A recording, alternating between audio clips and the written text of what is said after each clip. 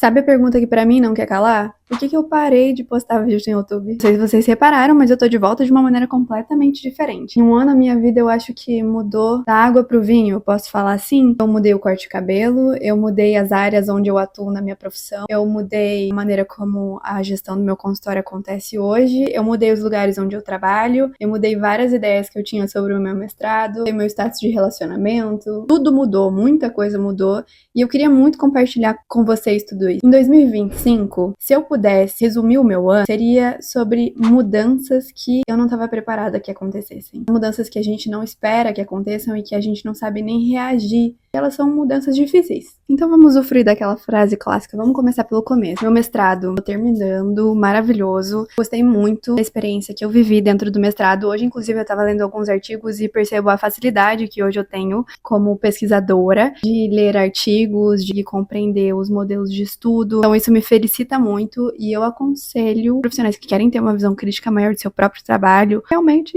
realizar aí essa prática ativa de ou fazer uma pesquisa de fato, mas se esse não é seu intuito, você comece a ler mais artigos científicos para melhorar muito sua visão como profissional. Então, o mestrado para mim foi incrível. O primeiro ano é o ano mais puxado, assim. Eu já tô na reta final, nos últimos 6 meses. Tô vivendo uma onda muito diferente, que é a conclusão do meu trabalho, os pontos finais dele, a escrita, a análise estatística, que é muito mais tranquilo. Não é um semestre atolado de aulas, como acontecem nos 2 primeiros do mestrado. E eu posso trazer em outro vídeo algo muito mais detalhado sobre ele. No ano de 2025, entrei para choque de muitos na harmonização orofacial e, inclusive, para o meu choque, foi um pedido da minha mãe, vocês acreditam, que eu iniciasse uma pós-graduação nessa área. E eu fiz, então, a vontade dela. Isso me beneficiou muito. É uma área que tem me feito muito feliz, porque ela exige um olhar clínico e delicado sobre estética que eu acredito que eu tenho desenvolvido ele cada vez mais, e isso tem, inclusive, me ajudado nas estéticas de sorriso. Então, isso foi muito bom. Pra mim, foi uma das mudanças difíceis, tá? Porque essa mudança de padrão, essa mudança de visão, de caminho do que eu acreditava que seria pra mim, foi algo difícil de me acostumar,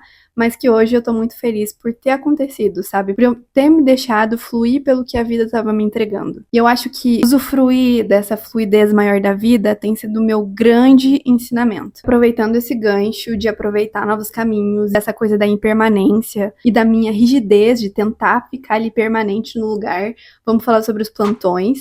Nos últimos vídeos que eu postei aqui pra vocês, eu trabalhava em outros 2 consultórios, deles eu adorava trabalhar e o outro era os plantões, que no começo, quando tudo é novidade, é maravilhoso, mas infelizmente com essa questão de eu estar no mestrado, de eu estar na pós-graduação, da gestão do meu consultório ter mudado, de muita coisa nova tá acontecendo na minha vida pessoal, que isso culminou em muita carga emocional ao mesmo tempo, eu insisti em me manter lá. Eu insisti em me manter naquele lugar que eu deveria ter saído antes. Porque isso acarretou muitos malefícios mentais mesmo pra mim, porque eu me sentia desvalorizada. Eu passei a fazer, em média, 3 a 4 plantões na semana, noturnos de 12 horas. Então, eram noites que eu não dormia muito bem, que eu deixava de dormir na minha casa, no conforto da minha casa. Mas eu acho que é aquela coisa que a gente se propõe quando a gente é recém-formado e a gente tem que revisar se isso vale a pena mesmo, porque o preço que você paga por isso pode ser muito caro. Por isso que hoje eu estou trabalhando apenas e somente no meu consultório, trabalhando com dentística restauradora e harmonização, essa é a minha frente hoje. Tem lugares que a gente se encontra, e a dentística pra mim é um lugar muito terapêutico, sabe? Ele é artístico. A Hoff também tem essa pegada artística,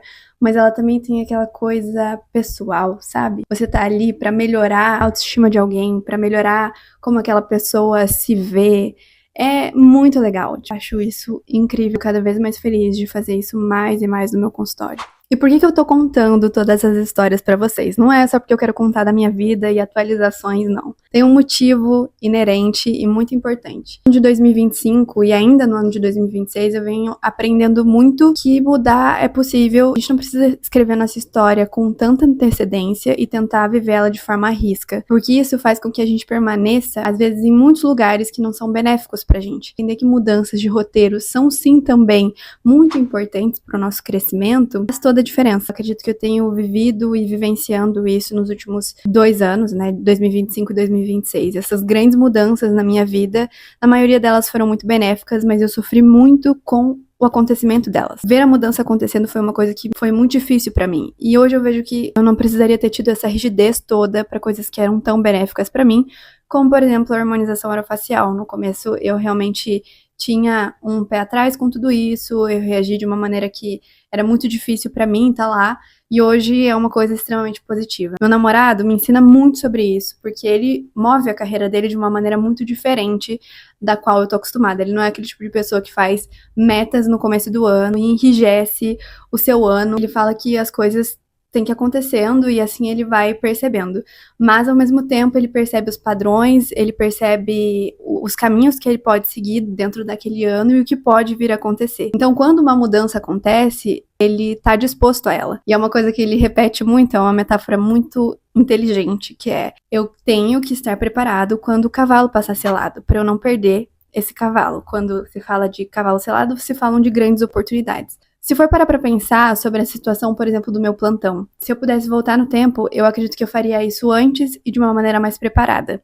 Mas como eu tava tão enrijecida na ideia de que aquilo me trazia segurança, era o melhor pra mim naquele momento, mesmo sendo claro que só tava me fazendo mal, eu fiquei e tive que sair quando eu entrei no meu limite. E o meu cavalo selado já tava ali faz tempo, passando na minha frente, que era o meu consultório. É onde eu vou crescer, é onde as coisas vão acontecer. A harmonização, outro exemplo, a dentística, outro exemplo de grandes cavalos selados que passam na minha frente. E ainda bem que eu acabei me jogando neles, mas com muito custo e com uma dificuldade muito grande disso tudo. Então, o meu resumo desse vídeo todo, contando um pouquinho da minha história que aconteceram, e esse resumão para vocês se estabelecerem onde é que tá a minha vida e o que tá acontecendo, é esse, sabe? Aceitem as mudanças de uma maneira muito positiva, pensem 10 passos à frente. Eu acho importante pensar com segurança no que tá acontecendo na sua vida, só que pensem em 10 caminhos diferentes para esses 10 passos que podem vir a acontecer para que você não se enrijeça, para que você não fique presa ou preso. Um caminho que às vezes não é tão benéfico assim para você. Tá bom? Beijo, vejo vocês no próximo vídeo.